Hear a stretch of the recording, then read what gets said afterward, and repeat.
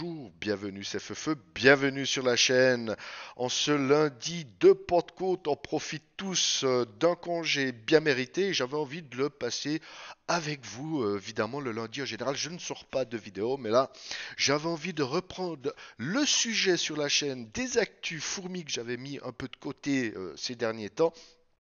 Un exercice qui n'est pas facile de faire une revue de presse facecam et de vous parler des sujets tout en se rendant intéressant et agréable à écouter. C'est un exercice qui est compliqué. Moi, je vous invite à essayer de le faire. C'est pas facile.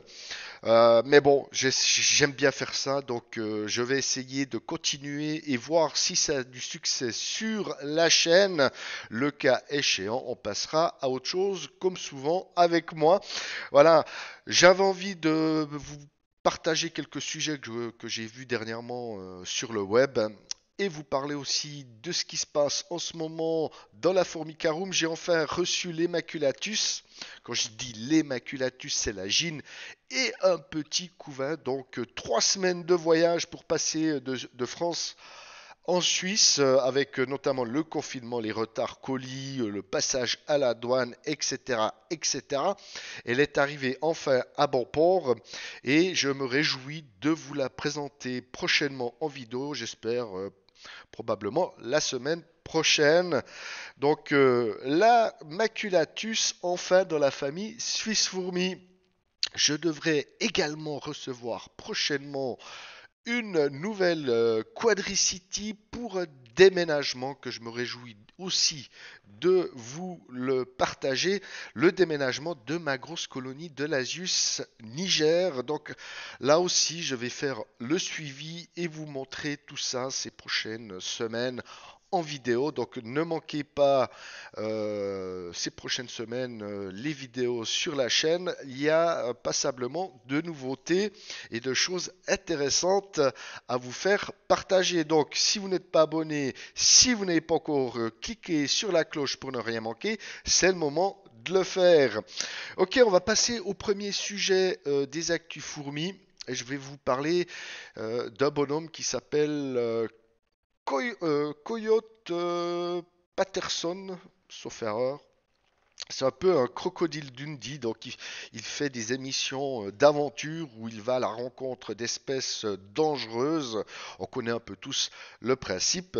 Mais pourquoi je vous parle de lui? Parce que il a essayé, regardez, de se faire couper le doigt par une atacéphalote. Alors voilà, voilà une idée un peu sugrenue. Je vais tout de suite reprendre. Oui, Coyote Peterson. Donc, je vous mets le lien de la chaîne YouTube et le lien de la vidéo de cette coupeuse de feuilles qui s'en est pris à son doigt. Donc, chapeau, il a eu beaucoup de courage. Honnêtement, ça n'apporte rien de plus scientifiquement, mais c'est vrai que c'est impressionnant la force de ces fourmis qui est capable de vous découper le doigt. Alors quand je dis découper le doigt, faut pas exagérer non plus, mais ça vous fait une belle entaille. N'hésitez pas à aller voir cette vidéo, c'est tout à fait impressionnant. Bon, évidemment, on est un peu dans l'image hollywoodienne, hein, on exagère un peu les choses. Vous avez Coyote Peterson qui crie de douleur sur la vidéo. Et il y a beaucoup de sang, etc., etc. Évidemment, c'est hollywoodien comme séquence, mais c'est intéressant d'aller voir la force d'une petite fourmi capable de découper ce doigt. Alors, âme sensible, s'abstenir. Voilà, c'était le premier sujet que j'avais envie de vous partager. N'hésitez pas à aller voir la vidéo. Autre sujet beaucoup plus intéressant que j'ai découvert, c'est la mémoire des fourmis. Donc, une colonie de fourmis est comme un cerveau humain. Donc, on peut le voir comme des neurones dans le cerveau humain. Tout comme les neurones individuels n'ont pas de mémoire, la fourmi individuelle n'en a pas également. Mais l'ensemble des neurones nous fournit la mémoire dont nous avons besoin. Et c'est la même chose pour une colonie de fourmis. Voilà un sujet intéressant. C'est vrai que je me suis jamais posé la question de savoir si une fourmi avait de la mémoire. Quand il lui arrive une chose exceptionnelle ou une rencontre ou une source de nourriture, comment fait-elle pour se souvenir du chemin? On connaît tous les phéromones, hein, évidemment. Mais est-ce que la fourmi en elle-même a de la mémoire? Cet article que je vous mets en lien dans la description est très intéressant à lire sur le fonctionnement d'une colonie de fourmis. Donc en particulier, une colonie de fourmis rouges se souvient de son réseau de sentiers menant au même arbre année après année, bien qu'aucune fourmi individuelle ne puisse le faire. Alors comment ça fonctionne? Eh bien, durant la diapause, évidemment, toutes les fourmis se cloîtrent sous terre pour se protéger du froid. Et au réveil, une fourmi émerge au printemps, une fourmi plus âgée sort avec une jeune le long du sentier habituel de la fourmi. La fourmi plus âgée meurt par la suite, évidemment, et la fourmi plus jeune adopte ce sentier comme le sien, amenant ainsi la colonie à se souvenir ou à reproduire les traces de l'année précédente. Donc, la mémoire individuelle ne fonctionne pas chez les fourmis, mais c'est une mémoire de groupe, donc une mémoire de colonie, comme un peu pour tout le fonctionnement d'une fourmi. Donc j'ai trouvé cet article intéressant. Je vous invite à aller lire. C'est un myrmécologue finlandais qui a découvert cette astuce chez les fourmis. Il a fait plusieurs recherches dans ce domaine et vous avez la publication des résultats de manière vulgarisante. Donc c'est super intéressant à lire. Je vous invite sans plus tarder à cliquer sur le lien dans la description de la vidéo.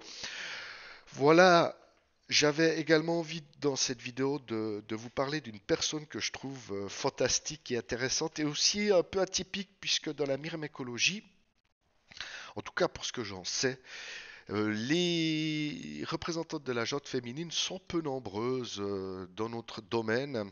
Et pour celles qui sont passionnées par la myrmécologie, elles se mettent peu en avant. Elles sont peut-être pas aussi expressives que nous les hommes. Et donc, je trouve qu'il est intéressant d'en parler. Donc, moi, je vais vous parler d'une chaîne YouTube que j'apprécie. La chaîne Audrey Mortier-Ci qui nous fait ses suivis d'élevage. Elle est passionnée de fourmis, mais pas seulement, passionnée également d'insectes. Je vous propose de voir une petite séquence sur sa chaîne lors de sa dernière vidéo. J'espère que Audrey, tu ne m'en voudras pas de mettre un petit extrait lors de ses actus fourmis. J'en ai une, il y en a plusieurs. Tada! Alors ça devient beaucoup plus gros, hein, c'est genre un bébé là. Hein. Ah, c'est trop rigolo la sensation sur la main, ça fait des petits glis. Ah, je suis complètement gaga. Voilà. Des nouveaux bébés. Parce que moi je suis genre complètement gaga de mes bestioles. Je sais pas si vous voyez bien. Je suis un peu obligée de me contorsionner. Voilà. Je vous mettrai l'espèce en... Je vous le noterai quelque part parce que moi je m'en souviens pas du nom et on me l'a donné, je m'en souviens plus. Je le rechercherai, je vous le donnerai. Voilà, voilà. Voilà. Alors c'est Audrey Mortier ici. Moi, je vous invite à aller voir sa chaîne. Vous voyez, elle a vraiment peur de rien. Moi, je trouve ça dégueulasse, honnêtement. Mais non, elle a quand même du courage et de la passion. Donc, elle partage tout ça en vidéo. C'est frais, c'est simple, c'est naturel. Et il y a une fraîcheur que j'apprécie beaucoup dans ces vidéos. Donc, aussi en lien dans la vidéo. N'hésitez pas à aller faire un tour sur sa chaîne YouTube. Elle le mérite. Voilà, c'est un peu tout ce que j'avais à vous dire dans cette petite vidéo Actu Fourmi.